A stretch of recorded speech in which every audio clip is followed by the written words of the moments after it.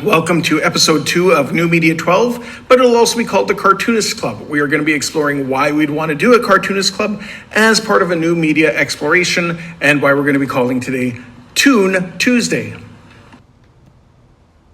Yeah. The reason why we're taking a look at new media is around some of these bigger, boring things that are important for the background and our planning for what we need to learn. Are you reading for enjoyment and to achieve personal goals? Do you understand the role of story, narrative, and oral tradition in expressing First Peoples perspectives, values, beliefs, and points of view?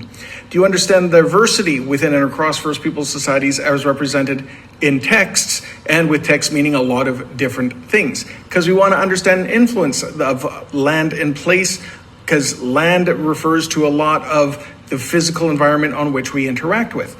Can we use information for diverse purposes and a variety of sources? For example, comic books are being used now as primary sources, and there is a big section on the nonfiction side of comic books as well. It is a growing industry, as you'll see at any Comic-Con and comic conference. So a Cartoonist Club can take a lot of different formats. It's about creating, it's about consuming, it's about the whole world of cartoons, which means comic books in a variety of formats, from 2D readers to 3D on your screens. It also involves a little bit of discussion and exploration of social media presences and communities. It's where people talk comics and talk animations. And then cartoonists are heavily involved within video games and animations.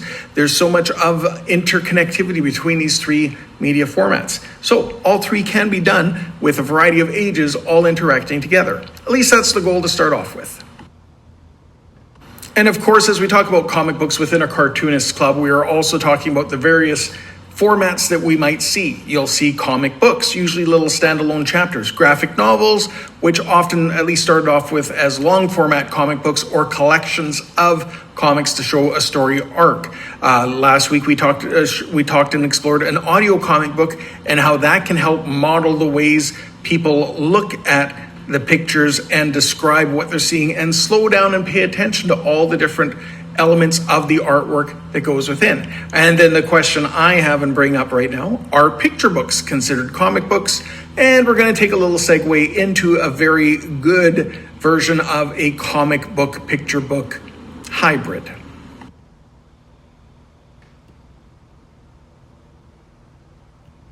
So a tribute to Robert Munsch, who, while born in the United States, is definitely considered a Canadian icon and contributor to a great lexicon of stories. His books on the library shelf are essential, but they've, of course, brought a lot of great humor and a lot of controversy. Even Robert Munsch books do get challenges to be banned. It's delightful, and unfortunately now that he's entering the end of his life stage, I wish him all the best as he deals with the final parts with dementia. He will be missed, but his legacy is definitely going to keep on and on. His stories are going to be read for generations yet to come. Because sometimes we have to look past the traditional format and even explore picture books as comic books, because sometimes age and reading level don't really matter. And for that, we present to you The Paper Bag Princess, story by Robert Munsch, art by Marko Marchenko. Elizabeth was a beautiful princess. She lived in a castle and had expensive princess clothes. She was going to marry a prince named Ronald. Unfortunately, a dragon smashed her castle, burned off all her clothes off with his fiery breath, and carried off Prince Ronald. Elizabeth decided to chase the dragon and get Ronald back. She looked everywhere for something to wear, but the only thing she could find that was not burnt was a paper bag. So she put on the paper bag and followed the dragon. He was easy to follow because he left a trail of burnt forests and horses' bones. Finally, Elizabeth came to a cave with a large door that had a huge knocker on it. She took hold of the knocker and banged on the door. The dragon stuck his nose out of the door and said, "Well, a princess. I love to eat princesses, but I have already eaten a whole castle today. I am a very busy dragon. Come back tomorrow."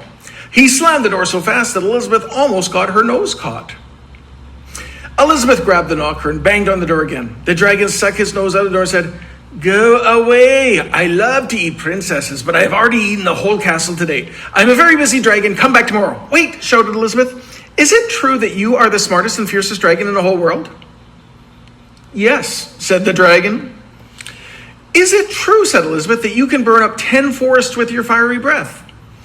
Oh, yes, said the dragon. And he took a huge deep breath and breathed out so much fire that he burnt up 50 forests. Fantastic, said Elizabeth. And the dragon took another huge breath and breathed out so much fire, he burnt up 100 forests. Magnificent, said Elizabeth. And the dragon took another huge breath, but this time nothing came out. The dragon didn't even have enough fire left to cook a meatball. Elizabeth said, Dragon, is it true that you can fly around the world in just 10 seconds? Why, yes, said the dragon, and he jumped up and flew all the way around the world in just 10 seconds. He was very tired when he got back, but Elizabeth shouted, Fantastic, do it again, do it again. So the dragon jumped up and flew around the whole world in just 20 seconds. When he got back, he was too tired to talk, and he lay down and went straight to sleep. Elizabeth whispered very softly, Hey, dragon. The dragon didn't move at all. She lifted up the dragon's ear, put her head right inside. She shouted as loud as she could, Hey, dragon! The dragon was so tired he didn't even move. Elizabeth walked right over the dragon and opened the door to the cave. There was Prince Ronald. He looked at her and said, Elizabeth, you are a mess. You smell like ashes, your hair is all tangled, and you are wearing a dirty old paper bag. Come back when you are dressed like a real princess. Ronald, said Elizabeth, your clothes are really pretty and your hair is really neat. You look like a real prince, but you are a bum. They didn't get married after all. Which of course leads us to some fun discussions and shares that we can do around the circle and talk about some first thoughts of the story. Did it make you connect and think about any other stories? I mean, it's definitely a different version of the typical princess in distress. Did it make of anything that you thought of in real life? Have you had anybody say that your hair is a little bit tangled, for example?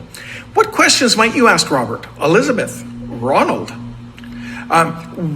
Could you see anything that was not drawn? One of the big things in comics is sometimes you'll see one scene and another scene. Did your brain see the dragon flying around the world? And in 10 seconds, that is fast. And how would you act if you were one of the characters? Would you have done the same thing, or would you have done something completely different? These are some of the wonders and thoughts that can happen when we tackle a book in illustrated format such as this. Now, as we get into the idea of a cartoonist club, one of the things we do need to think about is about the idea of creating content and creating things for other people to read. Don't have to. I myself am not a very good illustrator, but I will be practicing some of this. And one of the things to think about, of course, is all the different tools that you might use. And I'm going to ask a very challenging question that is not included in this picture from Raina Telgemeyer's and Scott McCloud's book, The Cartoonist Club. And that is AI a tool that could be used or should be used to make a comic strip? Or would we want to be leaving A out of this altogether? Discuss amongst yourself.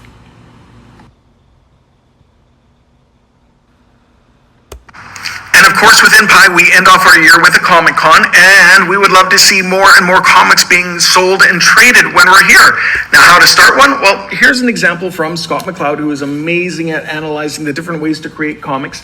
And this is a nice, easy way to make a zine, sometimes called an ashcan, sometimes called a mini comic, but they fall under the term of a self-published comic.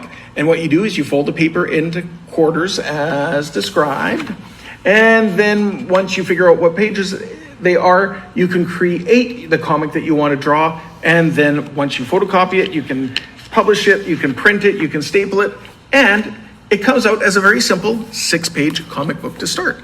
And then you can explore doing more and more.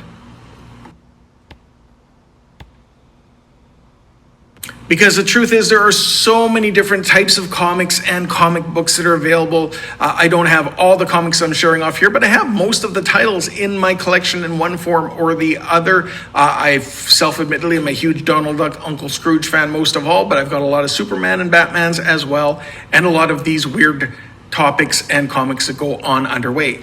I think it's important for me to share with you some of the stories that came back from a long time ago so we can talk about the different comic books that have been published and why they were popular when they were. So that'll be a part that we'll be talking about in the weeks to come.